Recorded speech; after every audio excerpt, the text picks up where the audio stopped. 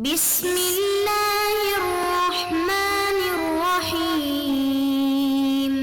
بسم الله الرحمن الرحيم. الحمد لله رب العالمين والعاقبة للمتقين والصلاة والسلام على أشرف الخلق والمرسلين وعلى آله وأصحابه وأتباعه أجمعين، أما بعد.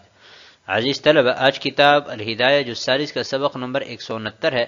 اور اس سبق میں ہم انشاءاللہ جنس قبول کتاب القاضی الی القاضی بالشہادتی کے متعلق بات کریں گے، اور کتاب کی عبارت ولا يقبل الکتاب سے لے کر سعی فی اثباتہما تک ہوگی۔ آتے ہیں سبق کے متعلق اصول کی طرف۔ تو اصل نمبر 1، يقبل کتاب القاضی الی القاضی فی جمیع الحقوق من العقارات والمنقولات ما سوى الحدود والقصاص، کہ قاضی صاحب کو خط لکھنا یہ قبول کیا جائے گا تمام حقوق میں، چاہے وہ عقارات کی شکل میں ہے چاہے منقولات کی شکل میں ہے، البتہ حدود اور قصاص میں کتاب القاضی الی القاضی غیر معتبر ہے، قبول نہیں کیا جائے گا۔ یہ مفتابی قول کے مطابق یہ اصل ہے، اگر نہ اس میں دیگر اقوال بھی ہے جس پر انشاءاللہ عبارت میں بات ہوگی۔ تو قبول کتاب القاضی الی القاضی، قاضی صاحب کو جو خط لکھتے ہیں اس کے قبول کرنے کی شرائط کیا ہے، تو 4 شروط بیان کرتے ہیں۔ نمبر 1، ان یکون القاضی الکاتب حیا وباقیا علی القضاء الی وصول الکتاب الی المکتوب علیہ، کہ قاضی صاحب کاتب نے جس نے خط لکھا ہے وہ مکتوب علیہ تک خط پہنچنے تک قضا پر باقی ہو اور زندہ بھی ہو۔ نمبر 2، ان یکون القاضی المکتوب الیہ حیا وباقیا علی القضاء الی وقت الحکم بالکتاب، اور اسی طرح دوسری شرط یہ ہے کہ مکتوب علیہ وہ اس کتاب پر فیصلہ کرنے تک زندہ بھی ہو اور قضا پر برقرار بھی ہو۔ نمبر 3، ان یفض الخاتم ویفتح الکتاب بحضرۃ الخصم، کہ خصم کی موجودگی میں اس قاضی کاتب کی طرف سے لگائی گئی مہر اس کو توڑے گا اور اس کے سامنے خط کو کھولے گا۔ نمبر 4، ان یشہد علی الکتاب رجلان او رجل وامرأتان، کہ اس خط پر 2 آدمی یا 1 مرد 2 عورتیں گواہی دیں کہ یہ فلاں قاضی صاحب کی طرف سے لکھا ہوا خط ہے۔ آتے ہیں کتاب کی عبارت کی طرف۔ قال ولا يقبل الكتاب الا بشهادة رجلين او رجل وامرأتين لان الكتاب يشبه الكتاب فلا يثبت الا بحجة تامة، وهذا لانه ملزم فلا بد من الحجة، بخلاف كتاب الاستئمان من اهل الحرب لانه ليس بملزم، وبخلاف رسول القاضي الى المزكي ورسوله الى القاضي لان الالزام بالشهادة لا بالتزكية۔ اور خط قبول نہیں کیا جائے گا مگر 2 آدمی یا 1 آدمی اور 2 عورتوں کی گواہی سے، اس لیے کہ تحریر کے مشابہ ہوتی ہے، پس یہ حجت تامہ سے ہی ثابت ہوگی، اور اس لیے کہ لازم کرنے والی ہے، اس لیے حجت کا ہونا ضروری ہے، برخلاف اس خط کے کہ جو اہل حرب کی طرف سے امن طلب کرنے کے لیے لکھا گیا ہو، کیونکہ وہ لازم کرنے والا نہیں ہے، اور برخلاف قاضی کے پیغام رسا کے مزکی کی طرف اور مزکی کے پیغام رسا کے قاضی کی طرف، اس لیے کہ لازم کرنا شہادت سے ہوتا ہے نہ کہ تزکیہ سے۔ قال ولا يقبل الكتاب الا بشهادة رجلين، اس عبارت میں یہ مسئلہ بیان کیا گیا ہے کہ قاضی صاحب نے جب دوسرے قاضی کو خط لکھا تو قاضی مکتوب علیہ اس خط کو نصاب شہادت سے ہی قبول کرے گا، یعنی جب 2 مرد یا 1 مرد اور 2 عورتیں اس بات کی گواہی دیں کہ یہ خط فلاں قاضی صاحب کا لکھا ہوا ہے اور یہ جو مہر لگی ہوئی ہے یہ اسی قاضی صاحب کی ہے۔ لأن الکتاب یشبہ الکتاب، یہاں سے صاحب ہدایہ وجہ بیان فرما رہے ہیں کہ قبول کتاب کے لیے 2 مرد یا 1 مرد اور 2 عورتوں کی گواہی کیوں شرط ہے، تو فرماتے ہیں کہ اس لیے کہ کتاب یعنی تحریر چونکہ تحریر کی مشابہ ہوتی ہے، یعنی ممکن ہے کہ مدعی نے وہ خط خود تحریر کیا ہو اور جس قاضی صاحب کی طرف سے پیش کر رہا ہے اس کے خط کی نقالی کی ہو اور اس کی مہر بنوا کر اس پر لگائی ہو، تو اس سقم سے بچنے کے لیے گواہی شرط قرار دی گئی۔ اور دوسری بات یہ کہ اس خط میں جو کچھ لکھا ہوا ہے وہ ملزم ہے، یعنی مدعا علیہ پر ایک حق کو لازم کر رہا ہے، اور کسی پر الزام حق کے لیے حجت تامہ بینہ کاملہ کا ہونا ضروری ہوتا ہے۔ خلاف کتاب الاستیمان، یہ امام شعبی اور امام مالک رحمہ اللہ تعالی کی ایک روایت کا جواب ہے۔ ہمارا اوپر ذکر کردہ مسئلہ یہ جمہور کا مذہب ہے کہ قبول کتاب کے لیے بینہ شرط ہے۔ امام شعبی اور اسی طرح امام مالک رحمہ اللہ تعالی فرماتے ہیں کہ قبول کتاب کے لیے بینہ شرط نہیں ہے، اور وہ قیاس کرتے ہیں کتاب استیمان پر، یعنی جیسے کتاب استیمان کی قبول کرنے کے لیے بالاتفاق بینہ شرط نہیں ہے، ایسی ہمارے اس مختلفی مسئلہ میں بھی قبول کتاب کے لیے بینہ شرط نہیں ہے۔ تو اس کا جواب صاحب ہدایہ نے یہ دیا ہے کہ کتاب الاستیمان اور ہمارا مختلفی مسئلہ میں جو کتاب ہے دونوں میں فرق ہے، کہ کتاب الاستیمان میں کوئی الزام نہیں ہے، اور ہمارے مختلفی صورت میں جو کتاب ہے اس میں الزام ہے۔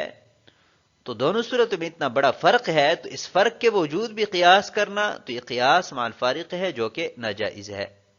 وبخلاف رسول القاضی الی المزکی، اور اسی طرح مزکی نے قاضی صاحب کی طرف کوئی پیغام رساں بھیجا، یا قاضی صاحب نے مزکی یعنی وہ شخص کہ جس کو شہود کے چان بین کے لیے تفتیش کے لیے بھیجا گیا ہے، تو اس کا قول یعنی رسول کا قول وہ بلا بینہ قبول کیا جائے گا۔ وجہ اس کی یہ ہے کہ تزکیہ حجت ملزمہ نہیں ہے، اس کی وجہ سے قاضی صاحب پر فیصلہ کرنا یہ لازم نہیں ہے، فیصلہ تو گواہی کی بنیاد پر کیا جاتا ہے۔ تو جب یہ حجت ملزمہ نہیں ہے تو اس پر بینہ کا ہونا بھی ضروری نہیں ہے، برخلاف ہمارے مختلفی صورت کے کہ وہاں پر چونکہ الزام ہے تو الزام کے لیے حجت کاملہ کا ہونا ضروری ہوتا ہے۔ اگلی عبارت کی طرف قال وَيَجِبُ أَن يَقْرَأَ الْكِتَابَ عَلَيْهِمْ لِيَعْرِفُوا مَا فِيهِ أَوْ يُعْلِمَهُمْ بِهِ لِأَنَّهُ لَا شَهَادَةَ بِدُونِ الْعِلْمِ ثُمَّ يَخْتِمَهُ بِحَضْرَتِهِمْ وَيُسَلِّمَهُ إِلَيْهِمْ كَيْ لَا يُتَوَهَّمَ التَّغْيِيرُ، وهذا عند أبي حنيفة ومحمد رحمهم الله تعالى، لأن علم ما في الكتاب والختم بحضرتهم شرط، وكذا حفظ ما في الكتاب عندهما، ولهذا يدفع إليهم كتاب آخر غير مختوم ليكون معهم معاونة على حفظهم۔ اور واجب ہے کہ ان کو پڑھ کر سنائیں تاکہ اس میں جو کچھ لکھا ہے وہ جان سکیں، یا قاضی صاحب اس میں جو کچھ لکھا ہوا ہے ان کو بتلائیں، اس لیے کہ بغیر علم کے کوئی گواہی نہیں ہے۔ پھر ان کی موجودگی میں مہر لگائے گا اور ان کے حوالے کرے گا تاکہ بدلنے کا شائبہ نہ رہیں۔ اور یہ امام ابو حنیفہ اور امام محمد رحمہ اللہ تعالیٰ کی نزدیک ہے، اس لیے کہ کتاب میں جو کچھ ہے اس کا جاننا اور ان کی موجودگی میں مہر لگانا یہ شرط ہے، اور اسی طرح جو کچھ کتاب میں ہے طرفین کے اس کا یاد کرنا بھی شرط ہے، اور یہی وجہ ہے کہ ان کو دی جائے گی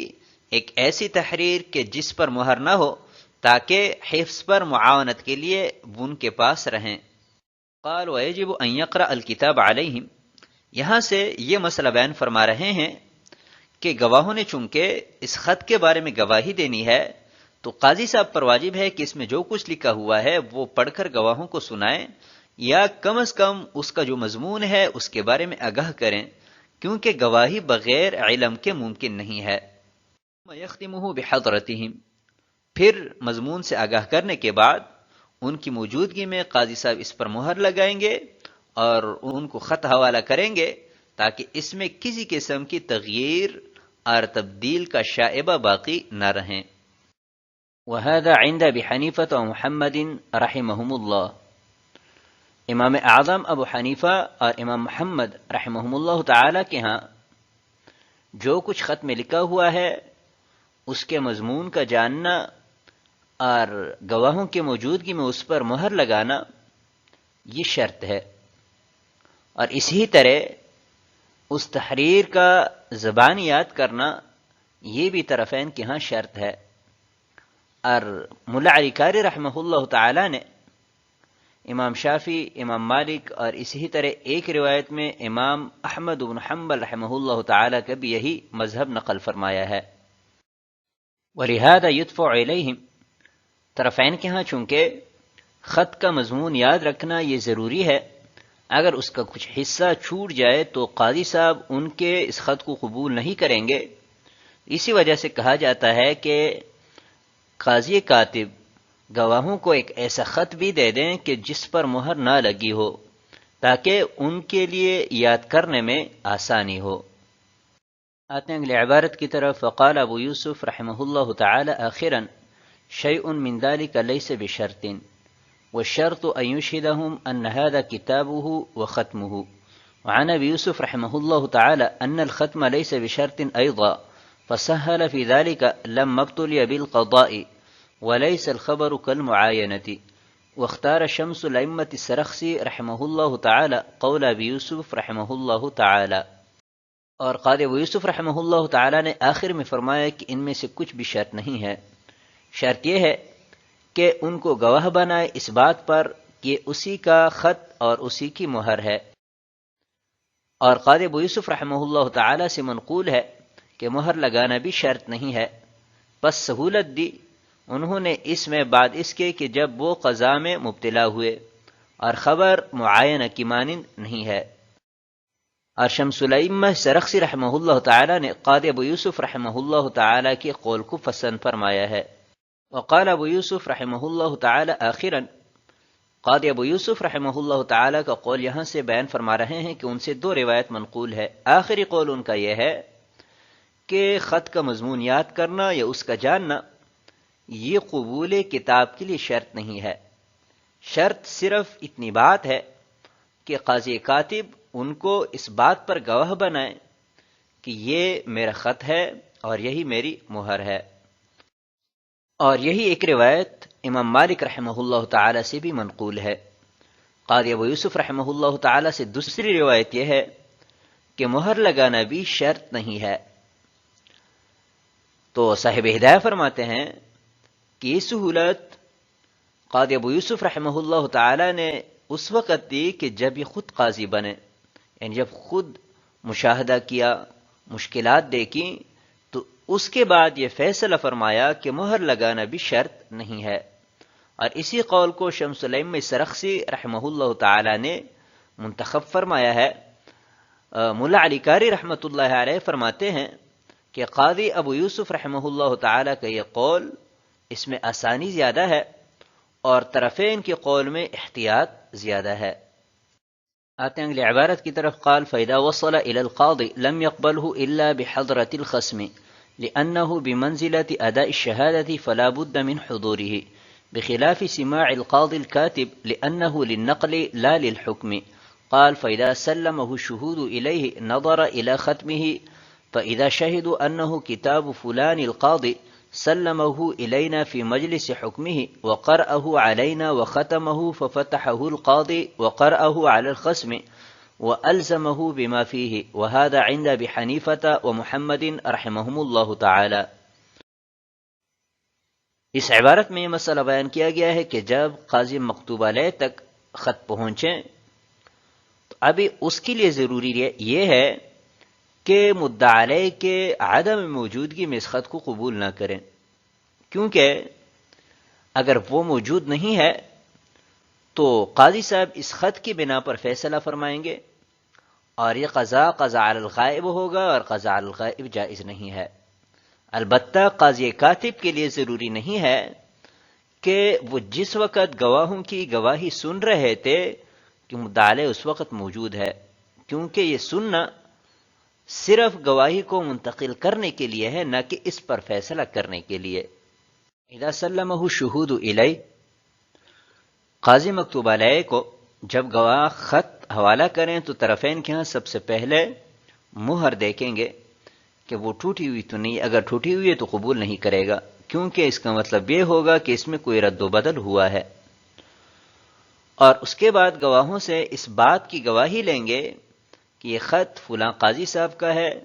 مجلس قضاء میں پڑھ کر ہمیں سنایا ہے اور ہمارے سامنے اس پر مہر لگائی اور ہم نے آپ کو حوالہ کیا ہے۔ اس کے بعد قاضی صاحب کھول کر مدعا علیہ کو سنائیں گے، اور جو کچھ اس میں لکھا ہوا ہے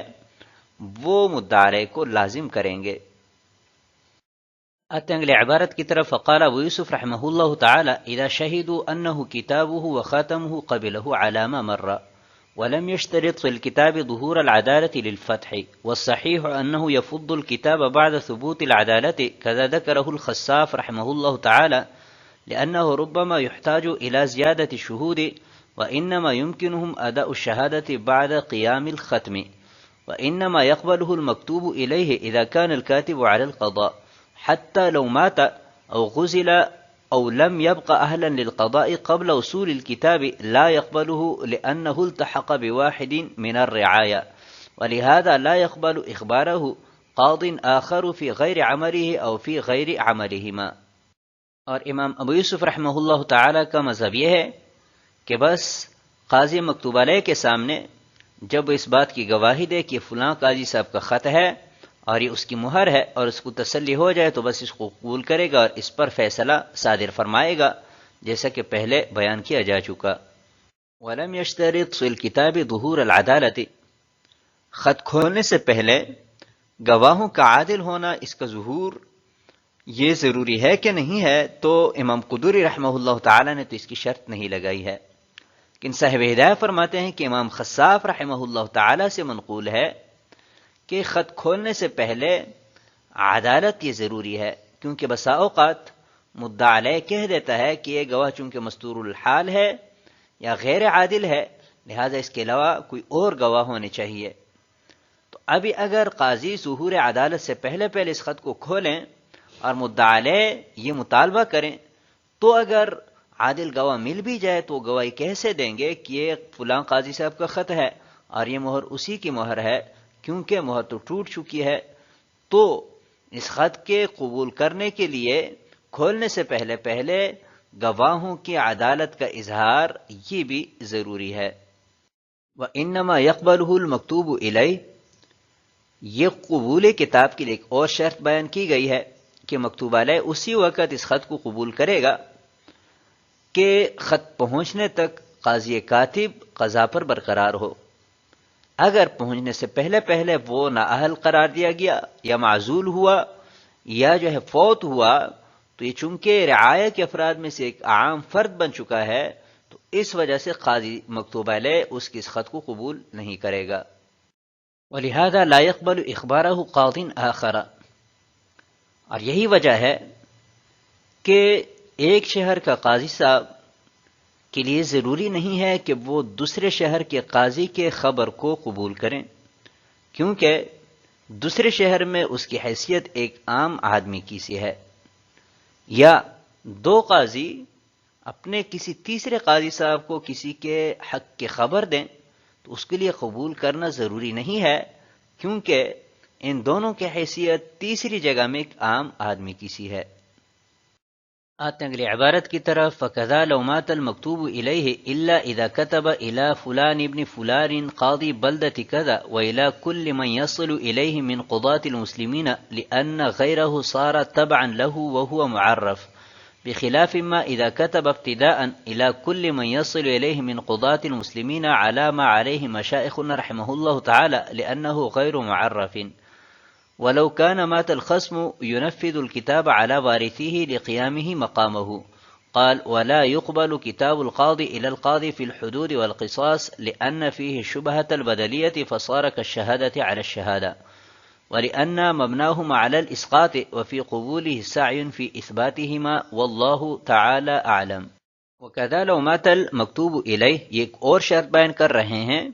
کہ قبول کتاب کے لیے ایک شرط یہ بھی ہے کہ مکتوب علیہ خط پہنچنے تک زندہ رہیں.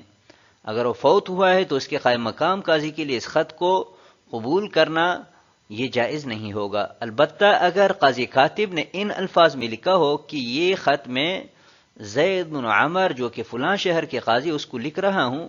اور ہر اس شخص کو مسلمانوں کے قضات میں سے کہ جس تک یہ خط پہنچیں، اس لیے کہ اس صورت میں اصل تو وہ قاضی ہے جس کا نام اور شہر متعین کیا گیا ہے، دوسرا قاضی مسلمانوں میں سے جو اس کے قائم مقام ہوگا وہ اس کا تابع ہے، اور ہر کسی کو معلوم بھی ہوگا کہ اس شہر کا قاضی صاحب فوت ہوا ہے اور یہ اس کے قائم مقام ہوا ہے. تو اس صورت میں قائم مقام قاضی کے لیے اس خط کو قبول کرنا جائز ہوگا۔ بخلاف ما اذا كتب ابتداء، البتہ اگر خط کی ابتدا ہی سے اسی کی کہ ہر مسلمان قاضی کی طرح جس تک یہ خط پہنچے میں لکھ رہا ہوں، اس صورت میں چونکہ وہ غیر معروف ہے تو اس وجہ سے خط قبول نہیں کیا جائے گا۔ ولو كان مات الخصم، اور اگر مدعا علیہ فوت ہو جائے تو یہ خط جو ہے بیکار نہیں ہوگا، بلکہ اس کا وارث مدعا علیہ کے قائم مقام ہوگا اور اسی کے خلاف فیصلہ کیا جائے گا۔ قال ولا يقبل كتاب القاضي الى القاضي في الحدود والقصاص، کتاب القاضی الی القاضی نے ایک قاضی صاحب کا دوسرے قاضی کو خط لکھنا یہ حدود اور قصاص میں غیر مقبول ہے، اس لیے کہ اس میں بدلیت کا شعبہ ہے، بئیں طور کہ قاضی کاتب کے سامنے اصل گواہوں نے گواہی دی اور پھر اس گواہی کو قاضی کاتب نے تحریر کی شکل میں محفوظ کر کے قاضی مکتوب علیہ تک منتقل کیا، تو ایسے گویا کہ اصل گواہی کا یہ بدل ہے اور شہادہ علی شہادہ کی مانند ہوا۔ حدود اور قصاص کے باب میں شہادہ علی الشہادہ یہ غیر معتبر ہے۔ وَلِأَنَّ مَبْنَاهُمَا عَلَى الْإِسْقَاطِ، یہ دوسری دلیل ہے کہ حدود اور قصاص کی بنا یہ اسقاط پر ہے، یعنی حد کوشش کی جائے گی کہ حد اور قصاص کو ساقط کیا جائے، اور اگر کتاب القاضی الی القاضی قبول کیا جائے تو اس میں ان دونوں کا اثبات ہے جو کہ اس کے مبنی کا خلاف ہے، اس وجہ سے کتاب القاضی الی القاضی حدود اور قصاص کے باب میں غیر معتبر ہے۔